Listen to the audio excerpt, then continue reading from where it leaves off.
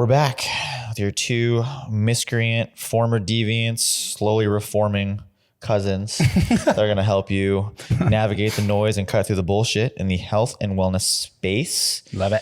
Talking about seasonality in training. Mm-hmm.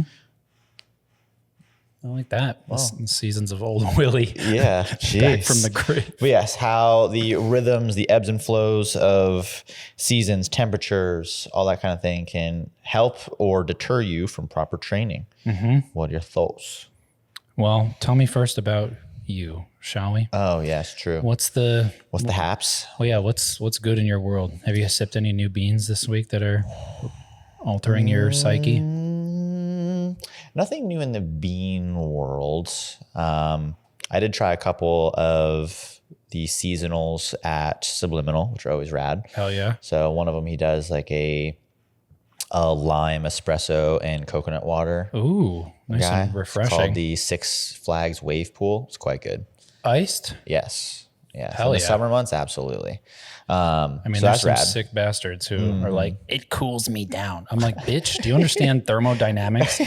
Hot fucking lava going in while hot lava out. Yeah. No cool. Yeah, for sure. And depending on where you are, you might be in a pretty hot climate yourself. But Nashville in the summer is a very hot, dense place with not a lot of movement of air. So you want every little bit to cool you down as possible. Yeah, those folks with the pool, we're looking at you. Mm-hmm. What about you? Any new? Well, how was your 4th? At the time of recording, we just celebrated 4th of July. It was chill. We did some burgers and hanging, played some Cards Against Humanity. Dope. I was in New York last week and got to do some more tattoo work. My buddy Justin, shout out, over at Fountainhead in Long Island. Another little side stomach rocker. Yeah, the big old, everyone calls zesty. it a fire squirrel. I'm like, it's a kitsune, which is a 9-tailed fox. If yeah, anyone get it right, you fucking idiot. Yeah, it does look like a fire squirrel a little bit, but I mean, whatever you want to call it. Say it right.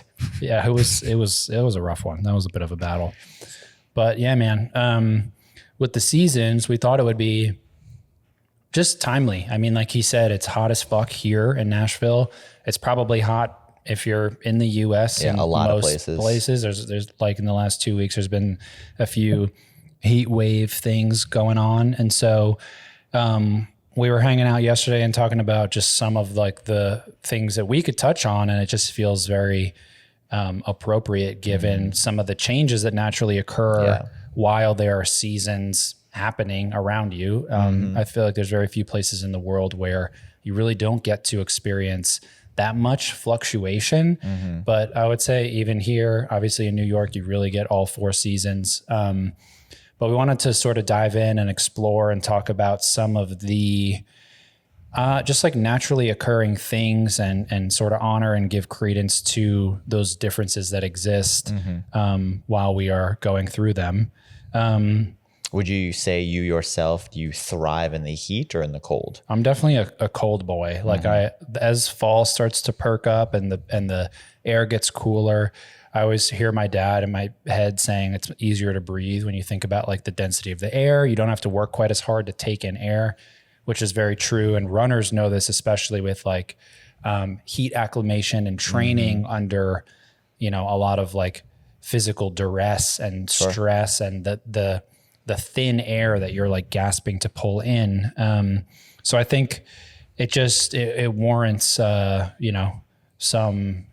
some dive in. What's your flavor of preference?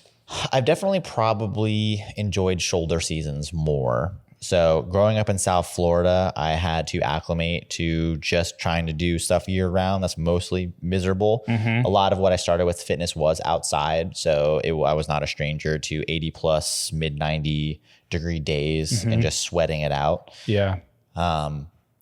I honestly miss it. I kind of want to recondition myself to it a little bit, but I can say that I very much prefer spring and fall. The extremes I find, I would probably, if I could only have one, probably winter, if we're talking about like one of the comfort. Two extremes. Yeah. So I probably would occupy the cold because one, you can still move easier outside like you were alluding to.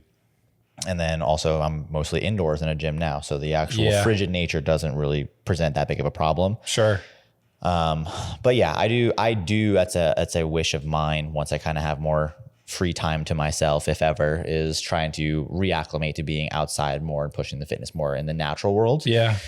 Because you do feel a different way. I was going to say, do you have, given that amount of time you spent training back home, like, do you feel like there is something to be gained more anecdotally? There is good data around this in terms of like the exposure, but we're talking a little bit more on the like, here's why you should or shouldn't, try to maybe not live in a perfectly conditioned environment 24/7. Yeah, I think it's just good for, we've talked about this several times, just the stealing of the mind. It's just getting outside of your comfort zone. It's not, I mean, unless you have problems with heat stroke risk. I mean, if you had heat stroke several times, I would not advocate anyone just to continually make that harder and harder on themselves, because you lower the threshold of re-hitting that considerably with every new visit to heat stroke. So we're not trying to say do that. But if you have a pretty healthy equilibrium with being in the outside world, then yeah, it's just something that can offer another level of discipline and pushing through discomfort, which makes a lot of other things easier in comparison. Yeah.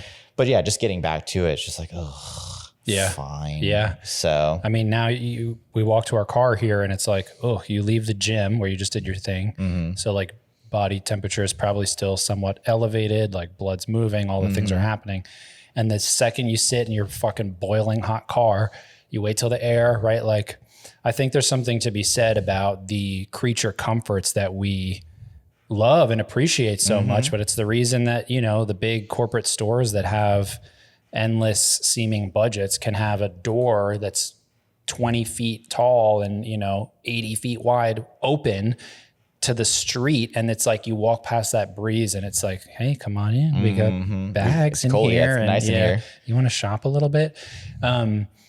And just, the stealing of the mind, the pressing into that discipline, I think it's why people are so drawn to like the cold plunging and even sauna exposure, right? Like, it's not inherently comfortable. And so there is a lot of beauty in being able to sit and understand this is good for me, even though I would rather be like in bed in a perfect, in my blankie with the air blaring and just like nice and warm in a cold spot. But like, it's something important that I think the more and more we step away from, the worse off people will be. And I mean, just in the simplicity of like, you're traveling with somebody and you're in a place that you don't have that stuff. You go anywhere in fucking Europe and they're like, sorry, bitch, we don't know what AC is. Yeah. Oh yeah. And like, and they're in heat waves right now, like 106, 110. And like, well, it is what it is. Yeah. Like, what are you going to do? Like, if you don't have any exposure to that stuff, you're probably just going to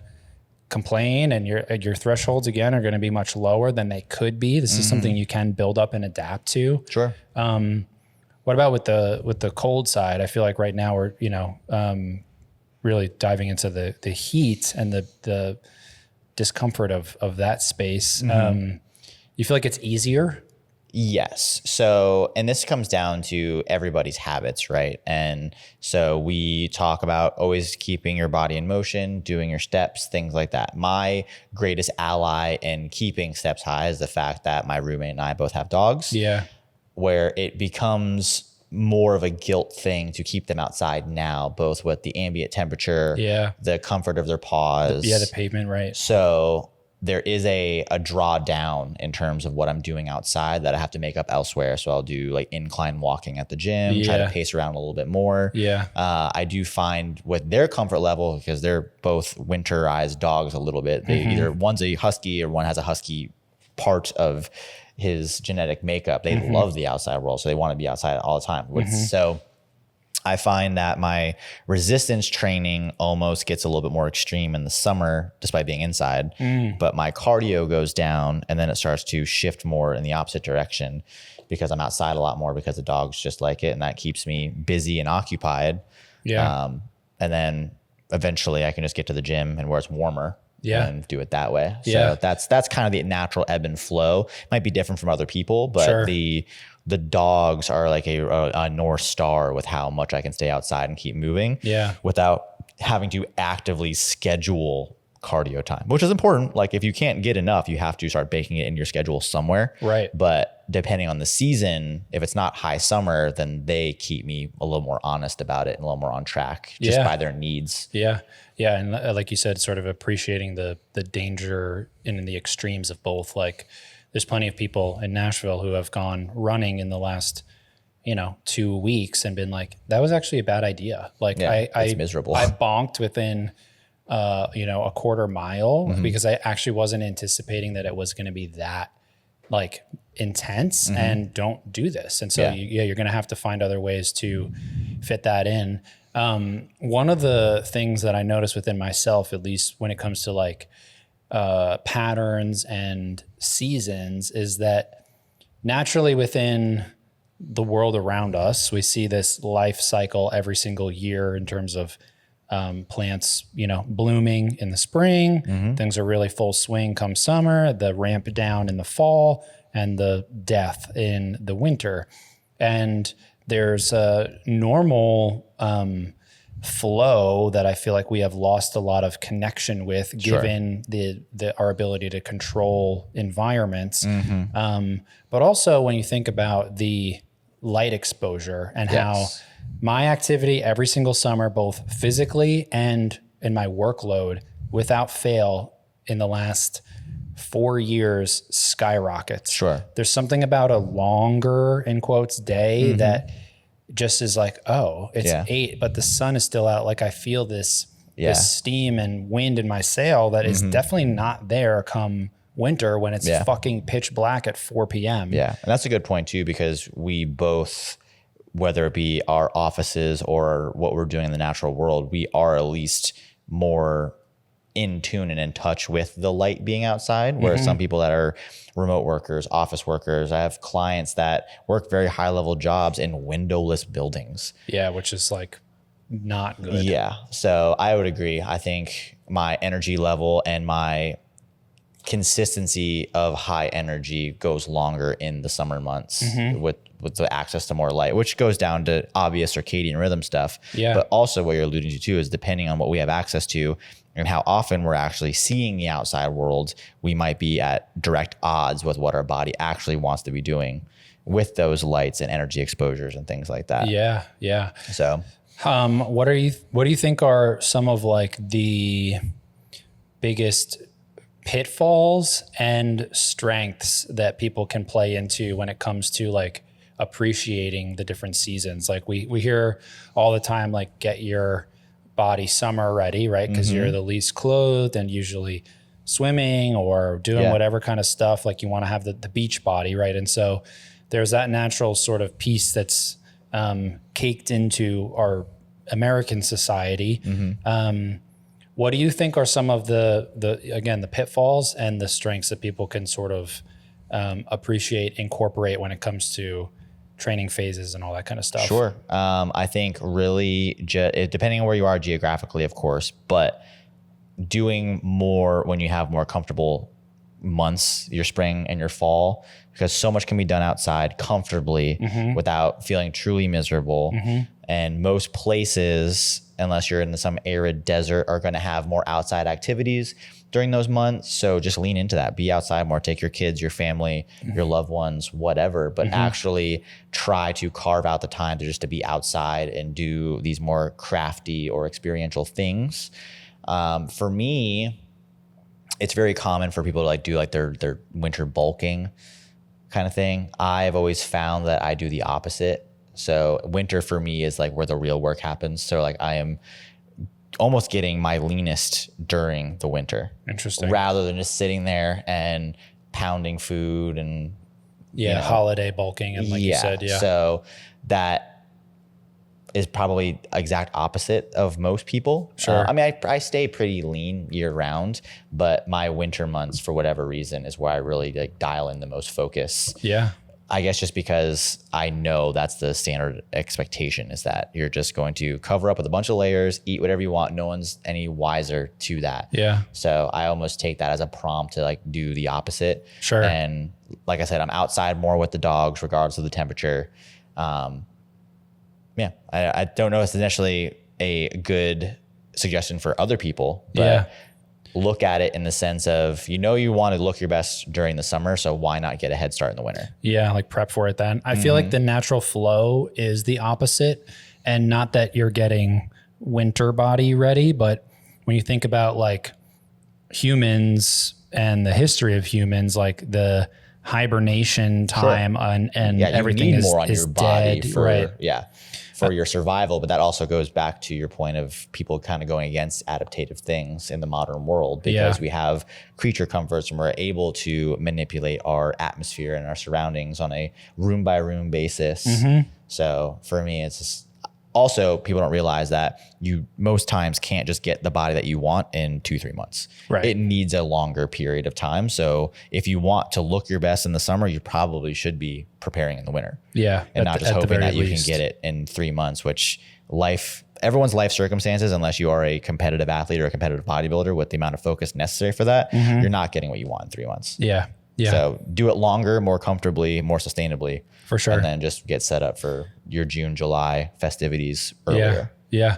I think one thing that comes to mind is for the folks who are less in the headspace of like, I do want to have a, beach body, whatever, and more of just like, this is my lifestyle. I would say as an individual, sort of explore like what your preferences are. Some people that I know really like thrive and love that like intense heat feeling. They want to just wring themselves dry with sweat. Yeah. Which clearly you can hear our disdain for, but there's almost in my head like this natural building time of, because the days are longer and because I feel like personally I output so much more in terms of just like my day-to-day effort, both in my training and also like professionally.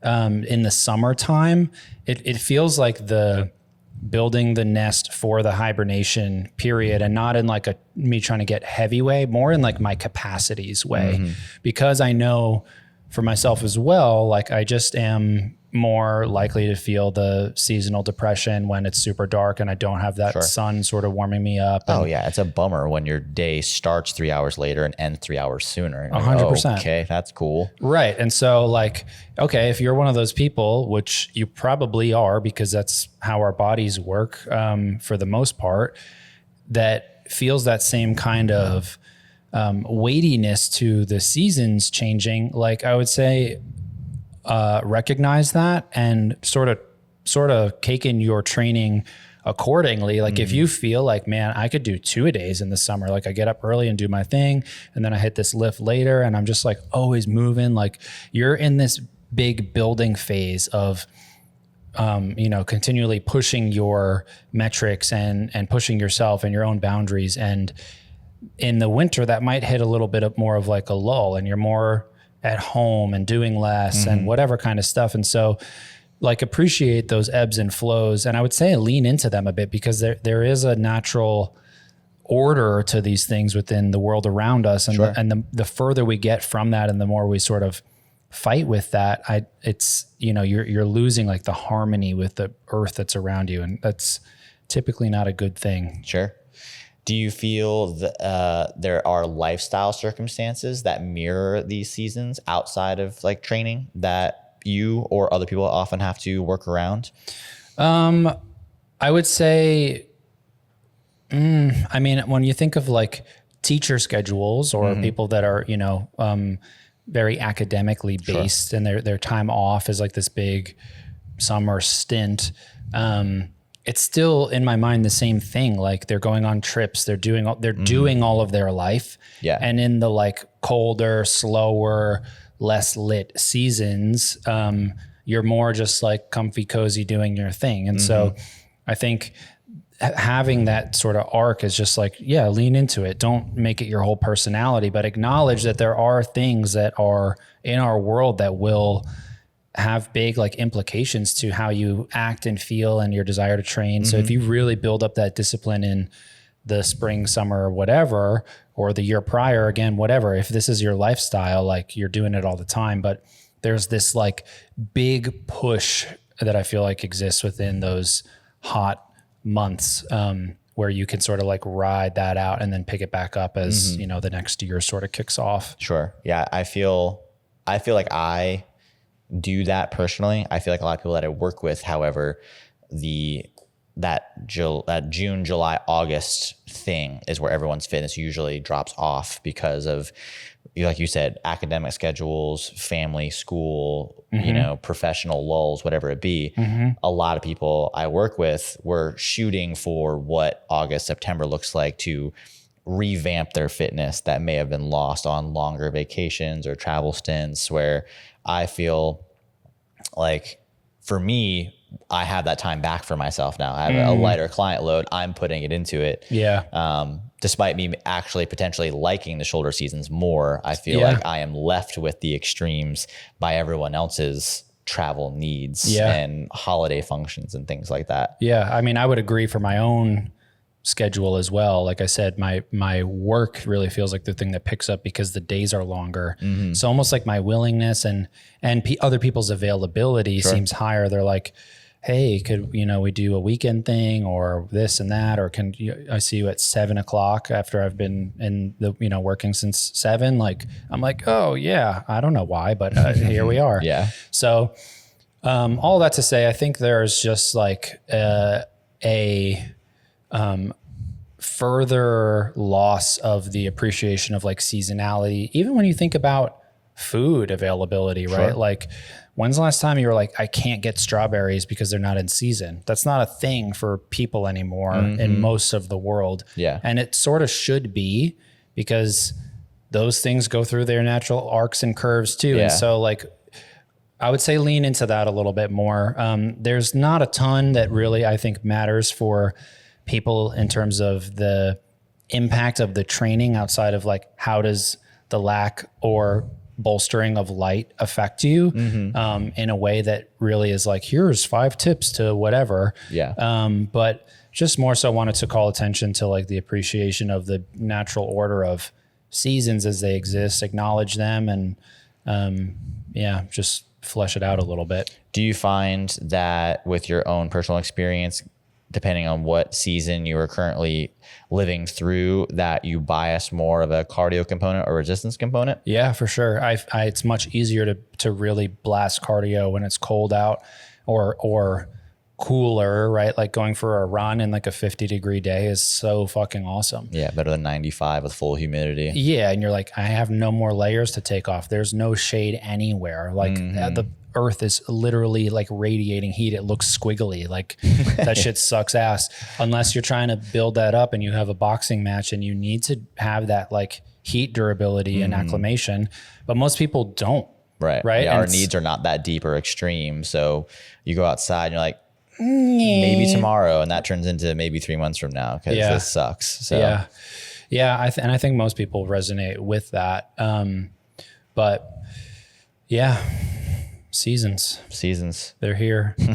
They're not going anywhere. No, well, summer's on its way out. Get the fuck out. Not in Nashville. No, I think we're still just getting started. Have you seen the graph of like something like summer in Nashville? It's like there's like pretend fake out summer, which we had like, in the beginning of May.